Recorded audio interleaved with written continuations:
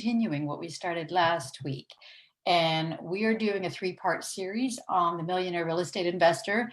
This is actually a program that started, it was a course, if you will, that Gary Keller started. And I will source where the IP comes from, because it comes from originally Keller Williams and Gary Keller. He's been growing a business for a few years, and that business has grown into a multi. I think we're probably about $1 billion.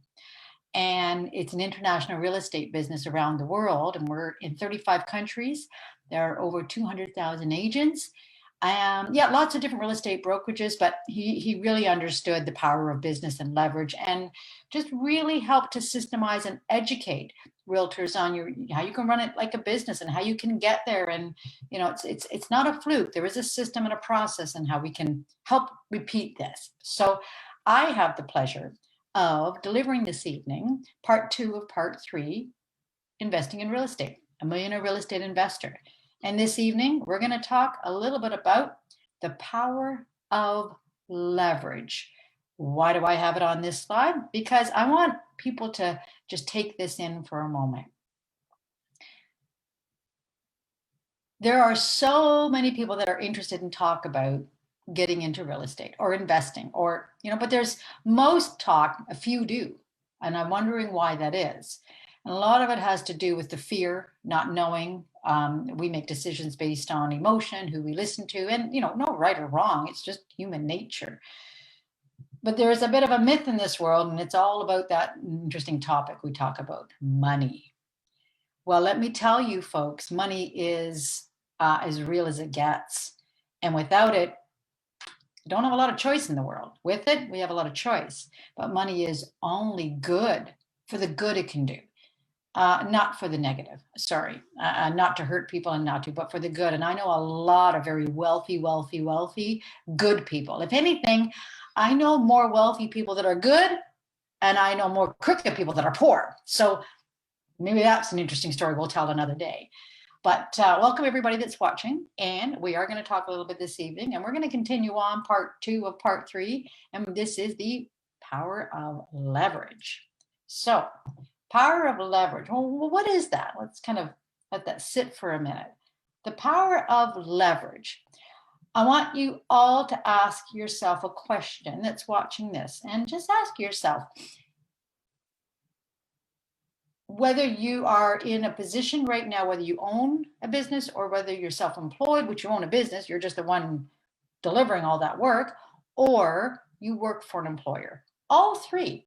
But are you making enough money for the choices that you want to apply and do in life? Well, I used to think, if we made this much, it would be great. All good. We made this much, it would be great. And I mean, the truth be told, folks, when we're working for somebody, you'll never make enough money in your lifetime. It's just, there's all sorts of different things. And when we get past that point of, it's not so much about ourselves, but what can we do for other people? Are we continuing to put money in my pocket? Or are we doing for other people? What platform are we serving? So when I started to learn about the power of leverage and really how real estate can give you just this incredible ROI, well, it's easier said than done. So, you kind of break it down, because there's a million ways that we can make a lot of money in real estate. And there's a million ways you can lose a lot of money in real estate. So for people that are doing it on their own, or you're listening to your friends and your family, great. However, when we start to treat it more like a business and we focus more in that area, then we start to learn more and realize, oh, it works like that, not like that. So, really about the power of leverage. So what is the power of leverage? Well, the power of leverage, folks, when you think about it, real property is an able investment. It's value. Value never goes to zero. So let me ask you again this other question.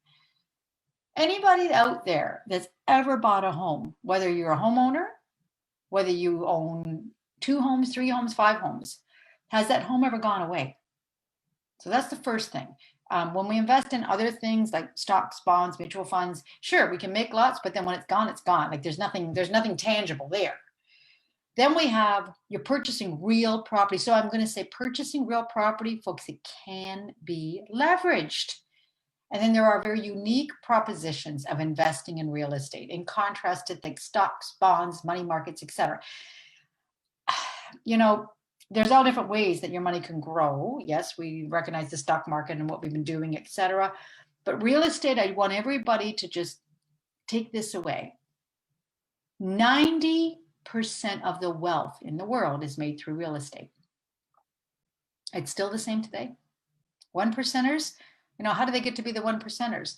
Well, we got to follow what we want, who we are, not, all the other around us, but you absolutely want to be able to do your homework, and success leaves clues. So follow those that have done it. And it really helps to not make, the mistake 5 times, if you will. So success leaves clues, follow. But the power of leverage is very, very, very relevant, and you don't lose your property. It's a most able investment. So, well, what does this mean? It's accessible because anybody can buy it. It isn't like you need a license to buy a property. So we started investing, folks, before I went and got my real estate license. So you don't necessarily need, it's able. It's appreciable, very appreciable. So it can appreciate. It increases, the values increase over time. Way back in the day when I'm dating myself here, folks, but I remember when my parents bought their first home, neither one of them. My mother, they didn't understand. Like their parents didn't know. My dad, well, his mom, my grandmother, learned it, if you will. And once she learned it, they bought properties. So the increases over time. Over time, it does. It's never that it dips, it falls all out, and then there's no more market. It may dip, it might fluctuate, but over time, folks, that's really what we are seeing. It's over the time. And then when we get into rentable, it's rentable. There's only really 2 types. I'm either going to own my own home or I'm going to rent. I might rent a room. I might rent a room in a common area. I might rent a 1 floor, but it's rentable. And everybody needs a good roof over their head. So whether you're a landlord and you're providing that, and understand, like the service that you're providing, or am I a homeowner, or am I an early investor and I've got a few properties, but it's rentable. So you've got cash flow. Now, we understand in this market that we're in right now, folks, because we are in we're in the Canadian market, we're in Ontario, and prices have going up. It's been really strong, and that's another course another day that I'll teach. Because I always say, follow the data and get to the truth. When you really start to follow the right data, it's an eye-opening. So even if it cash flows a little bit, and there are properties out there that cash flow, there are different cities, there's different markets, but cash flow. And literally at a certain point, it's making money while you're sleeping. And then we have the improvable sweat equity. I know what that's like because we've done that path before. So you've got accessible, appreciable, rentable, and improvable. Well, we pay taxes in this country. We certainly do. We have a lot of great services, and it's just, so we've got the other aspect of this is deductible. It's depreciable and it's deferrable. So you have great tax benefits. It's stable, folks, and it's livable. So the stable, it's slow to rise and slow to fall most of the time. Now, for those that may have been around for a few decades, we may remember the early 90s. In the early 90s, I know I've had an experience where we went out, we purchased a property, and we got bit. But there were no legal, they didn't have the vehicles in place to kind of do protection. We didn't have 10-day cooling off periods at that time for condominiums. And a lot of people too lost a lot of money because we had we had a recession then. We're in a very, very, very different time. And it's not to say that would never happen. But what we've normally seen over time is that market, it may dip, it might go down, but we're not necessarily seeing it go back, we're just seeing it go up. The average price of a home today, folks. Now, real estate is only point in time. So what, price point today versus price point 2 years from now is going to differ. But typically what we've seen over time, it goes up. not down, it goes up. Livable. It's a shelter in way more than one ways. And I think with the era we're all living in right now, COVID, we can absolutely attest to this. And it's quite amazing what we're able to do with our home in terms of getting the most out of it, if you will. So it's a little more than just, the roof over our head. Leverage, leverage, leverage, leverage, leverage. So what is leverage, folks? Well, leverage is using other people's money, like the banks and the mortgages and owner financiers. To make money, folks, you have to leverage. You have to leverage. You have to leverage multiples your profit. So when you leverage, it multiplies your profit. Now, I've had that experience. We started out, and folks, we only really started out, to be very honest, now look at where we are now, about 7 years ago. And 6 years ago, we pulled trigger on a property. Were we nervous? Of course. Now, we had other aspects, but in that time frame, we did about over 300,000. And now we're on a path, we're on a trajectory. So I now know where we are going to be in the next 5 years, and we help other people do this.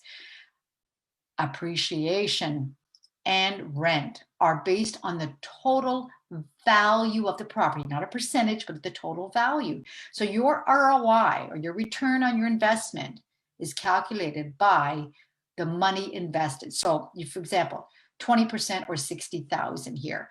Here is a calculation that's not even taking the rent into consideration, assuming the property that went up 10%. If you stick to your model when you buy, this is quite conservative. So numbers could look like this.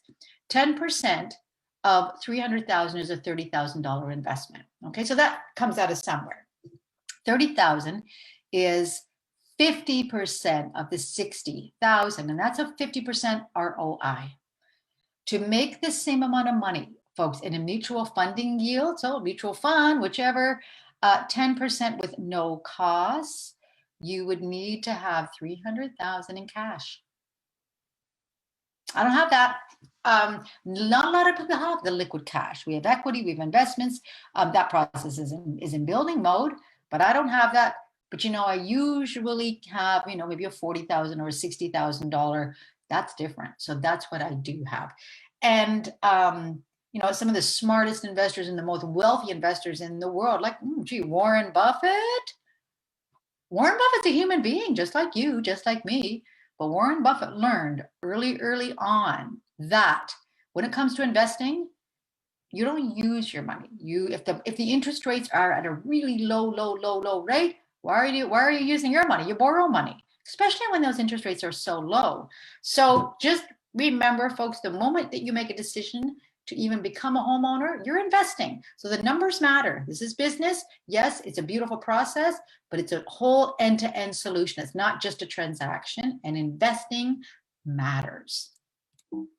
So the next is, why do people invest in real estate? Well, number one, it's a return on investment.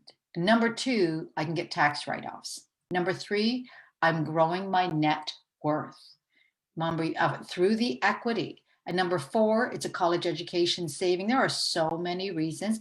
There's really no other better way to invest your money.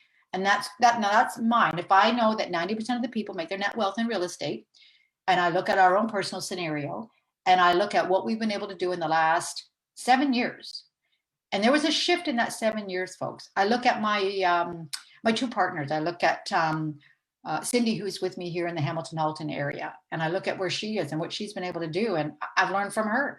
I look at Roy in Kitchener. He owns 20 properties, net worth is $8 million, but yet just under 20 years ago, he almost went bankrupt. So it's what we do with it and how it goes forward. So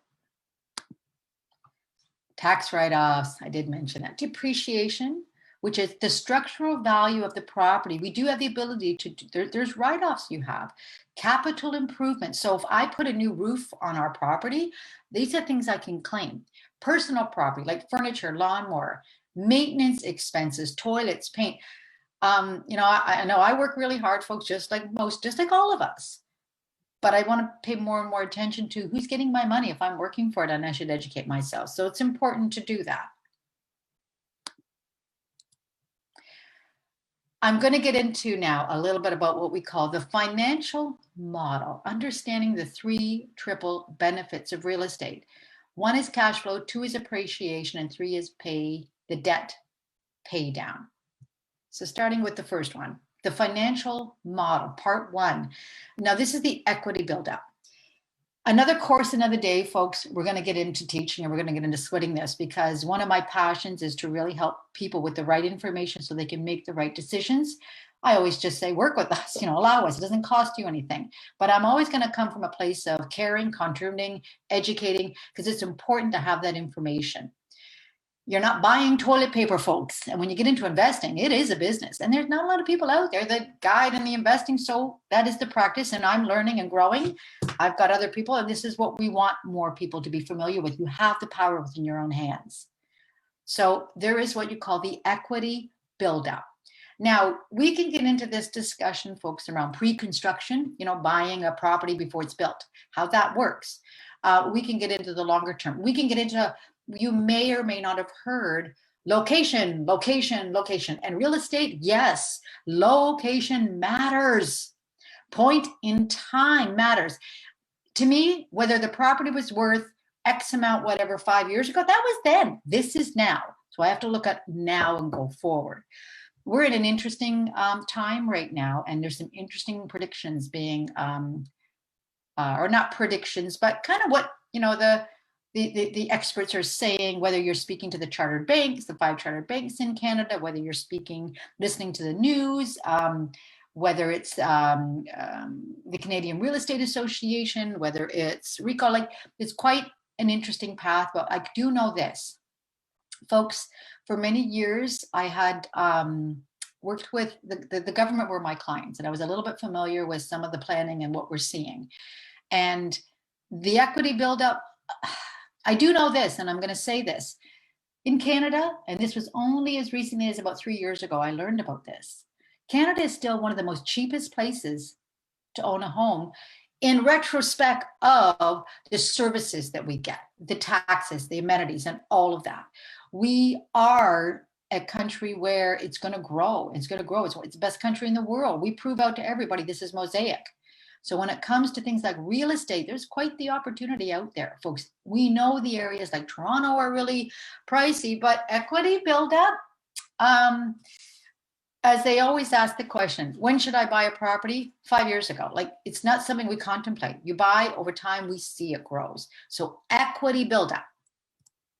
Now, what does that mean? So I figured I'd wake you guys up with a few bright colors. This is what it means, folks. Equity buildup is the price appreciation. It is price appreciation plus the debt that you pay down. Those two things together means the equity buildup. So for example, you want to buy it right. So I emphasize to the nth degree, anybody that's out there doing this, reach out to people that have done it before. Get the help, whether you know of a realtor that can help guide you through this, that's done it as an investor, but you want to ask them, are they investors? Have they done this before? If you have friends and family, just make sure they've done it a number of times. When you're going to buy, it's a legal-based industry, so you're not really too sure what you're getting at the end of the day if you're doing it yourself. If you work with a very well-experienced realtor, folks, we kind of know a lot of the questions to ask, peel the onion back to protect you, but you want that. And then you pay it down. You want to be paying it down, but you can put renters in there. There's all these great options, and then you pay it off. So when you start out, it looks like a little bit of what you see over here, which is market value and equity plus investment, but yeah, we have a lot on the debt, okay? But then all of a sudden, in a little bit of time, a little bit more equity builds up, the investment's here, and the debt starts to lower. And then, once you're into it a few years, you're here. The equity is really nice. Then you've got investment and then debt. Now, when you pay it off, look at this. So I keep emphasizing and emphasizing money is good for the good it can do. And if you were given an opportunity, folks, to do whatever it is so you so choose, or what serve, or what you could provide or help, when we start thinking past ourselves, and we start thinking about all of our loved ones and what we care about, you start thinking about a lot of other things that you could do with money. So there's so many great reasons, but equity buildup is the driving end goal, price appreciation plus debt pay down. Now we're going to talk a bit about the financial model. Part 2, this is the cash flow growth. So cash flow growth, folks, is when you have rent appreciation plus your debt payoff equals cash flow growth. So think of this that, okay, maybe you got a property, or you might be downsizing and maybe you want to buy something outright and leave that for the grandchildren, but you want it to really work. And so you may purchase something, fix it up, put renters in there. And when you look at cash flow growth, what you really have is you've got your vacancy and expenses, you have your debt to service, and you have your cash flow. You get a little further into it, this is what it looks like. But by the time you get a little further down, it could be a few years into it, you are now more cash flow. So let's say that it could be a triplex or a duplex for that matter. And let's say that in the beginning, you're only getting a few $100s a month cash flow. But then over time, and that time could be, and you might have a few of these. So over time, let's say a few years from now, it could be 3 or 5 years from now, that all of a sudden goes to 500. And then another couple of years, it goes to 1,000. And then when you do hit that kind of 6 to 10 year mark, and I remember in the old RSP days, they used to say every 6 years it would do this.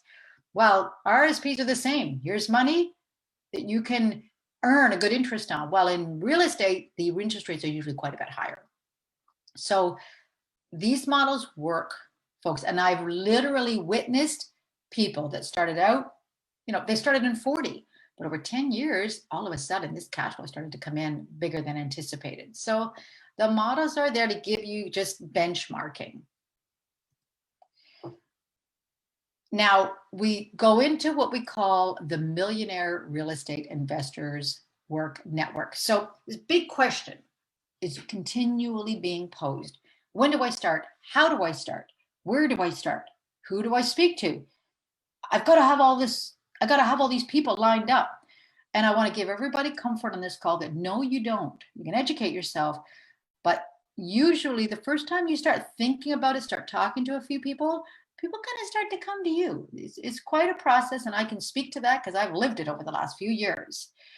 And there's, a whole other aspect of this. So this is really, I'm going to just share. I'm not even going to the next slide because we've got part 3 coming next week. And for the purpose of time and just kind of where we are, and I know we're at about 6:25 this evening. You know what? No, I am going to go into this section. So I'm going to go into this section, but I'm not going to go any further than the next slide because this slide will stay on for a little bit.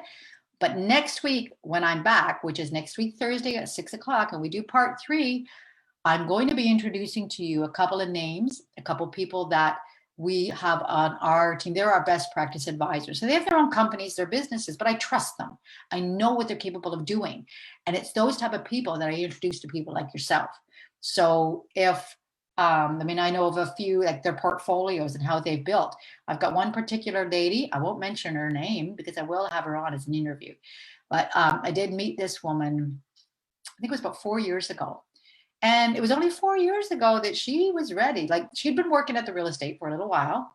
She'd finally she learned a lot around the pre-construction, figured out more how that worked. And 4 years ago, she took off. And today, she's a founder of a whole association in Toronto. She herself has become, she's growing her wealth. She has met some pretty interesting people, but I'm going to stop there because she is a lady that I will have on to interview.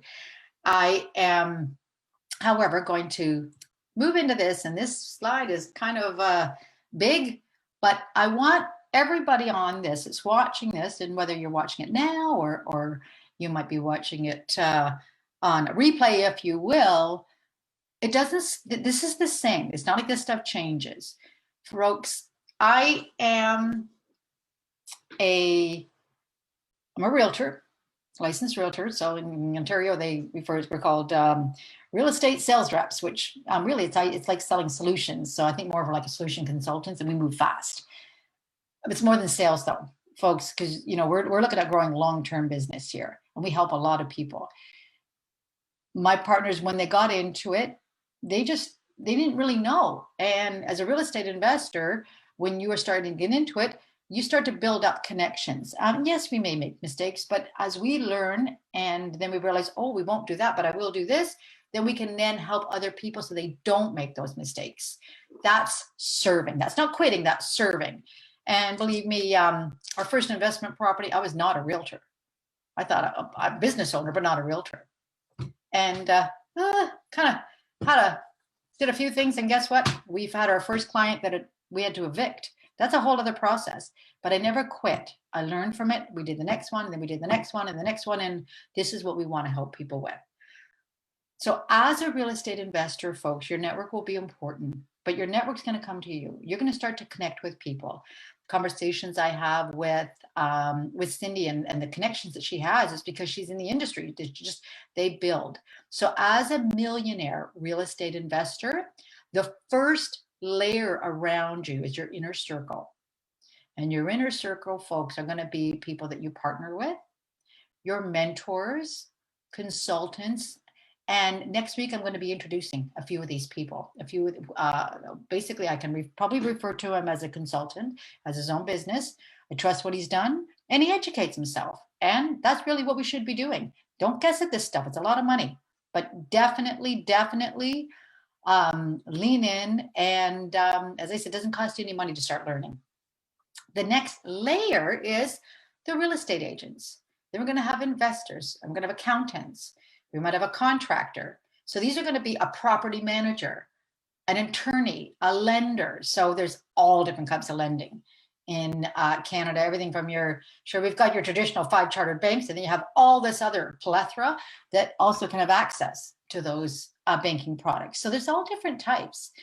But that is what we're going to call your support circle. So then from there, it expands and you have title companies apply, like there's just the list grows. So you have appraisers, inspectors, leasing agents, builders, appliance rentals, cleaning services, lawn services, flooring and carpet, carpenter, electricians are really important, folks. And one thing I'll say, there's some core things. Electrician, we don't be playing with this stuff. Other reasons why, but let's just say government doesn't always keep those rules the same. So electricians are important. Painters are really important. Maintenance technicians, they are important. And then we have courthouse, we've got masonaries, we've got plumbers, and we've got roofers. We've got courthouse clerks, if you will, because remember, you might be dealing with the city and the permits and all that. It's not just the home, it's that environment, the city, the town, like everything around that, the zoning.